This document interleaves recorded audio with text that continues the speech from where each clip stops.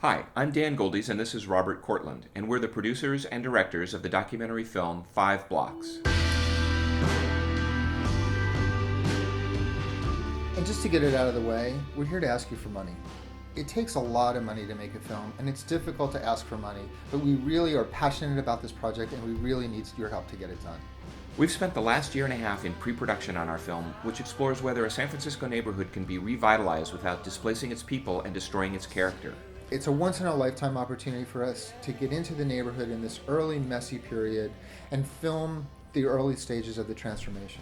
We've already shot some great initial interviews with people like city officials and building owners and landlords and property owners, but we really need to hear from the people who live in the neighborhood. Exactly. We need to hear from the residents, the people that live in the single-room occupancy hotels, the people that don't show up for meetings, the people that are concerned about being priced out.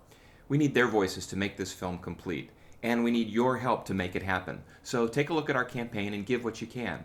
And by the way, in exchange for donating, you'll get some really great artwork that's been produced by the artists who live and work in the 5 Blocks neighborhood. Thanks very much for your support. See you at the movie theater. This is the jungle. It's not green grass around here, it's the concrete. It used to be that Sixth and Market was the coolest place in the city of San Francisco. It's got some grime, it's got some crime, there's a little bit of fear for people to come across Fifth Street. They just let it rot, and it's been rotting for well over 30 years now.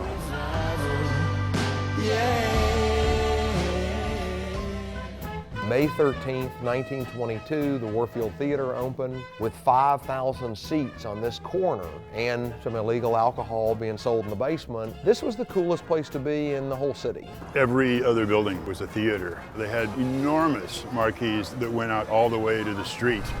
In 1966, as the city of San Francisco began planning the BART line, they decided that every theater had to take off its marquee. And the year after that, BART started tearing up Market Street. So for the next 10 years, Market Street was pretty much an 80-foot deep trench. A lot of the businesses started dying off. There is nowhere like it in the country. I'm completely convinced of that. The first time I came here and saw someone shooting up heroin at 2 p.m. on Tuesday afternoon, my mind was blown. How does this exist? How is a blind eye being turned to this? The retail is empty, the office buildings are empty, the sidewalks feel neglected. As a city, we've been talking about revitalization efforts here for about 50 years.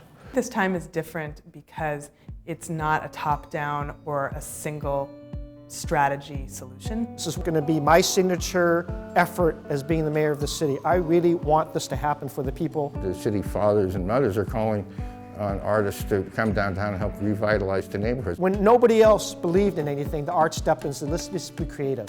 Let's get it in. Let's start movement. Let's start innovation. It gives me a lot of hope because it harkens to the area's past. The danger if this project fails is that we're never going to be able to try again. Will the arts actually bring economic development to the neighborhood? Will technology actually bring economic development to the neighborhood? Because they are coming.